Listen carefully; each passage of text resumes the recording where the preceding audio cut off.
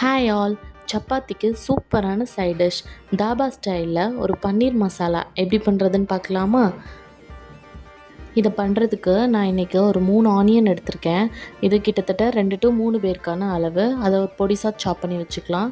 அது கூடவே ஒரு 3 தக்காளியை விதை நீக்கிட்டு அதை ஒரு மிக்ஸி ஜாரில் மாற்றிட்டு நல்ல ஒரு பேஸ்ட்டாக அரைச்சி எடுத்துக்கலாம். இப்போது ஒரு கடாய் வச்சுட்டு அதில் ஒரு 2 ஸ்பூன் ஆயில் விட்டுக்கலாம்.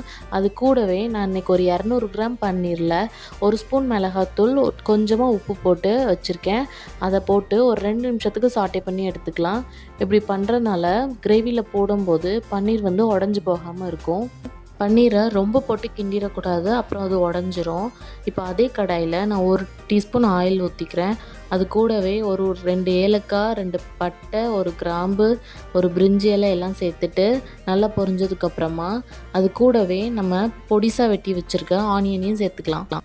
வெங்காயம் நல்லா வதங்கினதுமே அதில் நான் இன்றைக்கி ஒரு 1 டீஸ்பூன் இஞ்சி பூண்டு பேஸ்ட்டு சேர்த்துருக்கேன். இது கூடவே நம்ம அரைச்சி வச்சுருக்க தக்காளி பேஸ்ட்டையும் சேர்த்துக்கலாம். தக்காளி பேஸ்ட்டை சேர்த்துட்டு ஒரு 2 நிமிஷத்துக்கு நல்லா வதக்கிட்டு இப்போது இதில் நம்ம தேவையான மசாலா எல்லாத்தையும் சேர்க்க போகிறோம். இதுக்கு நான் இன்றைக்கி ஒரு 1/2 டீஸ்பூன் மஞ்சத்தூள் எடுத்திருக்கேன், 1 டீஸ்பூன் கரம் மசாலா, அது கூடவே 1 டீஸ்பூன் கொத்தமல்லி பொடி, இது கூடவே ஒரு 1/2 டீஸ்பூன் சில்லி பவுடர் ஆட் பண்ணிக்கலாம். நம்ம ஆல்ரெடி சில்லி பவுடர் வந்து பன்னீர் கூட சேர்த்துருக்கோம், அதனால் கம்மியாகவே போட்டுக்கோங்க. இப்போ எல்லாத்தையும் மிக்ஸ் பண்ணிவிட்டு இதில் ஒரு டீஸ்பூன் சிக்கன் மசாலா, இது வந்து ஆப்ஷனல் தான், தேவைன்னா சேர்த்துக்கலாம், இல்லைன்னா அவாய்ட் பண்ணிக்கலாம். இப்போது இந்த கிரேவிக்கு தேவையான தண்ணி ஊற்றிக்கலாம். நான் இன்றைக்கி 1 கப் தண்ணி ஊற்றிருக்கேன். உங்கள் கிரேவி கன்சிஸ்டன்சிக்கு தகுந்தாப்பில் நீங்கள் ஊற்றிக்கலாம்.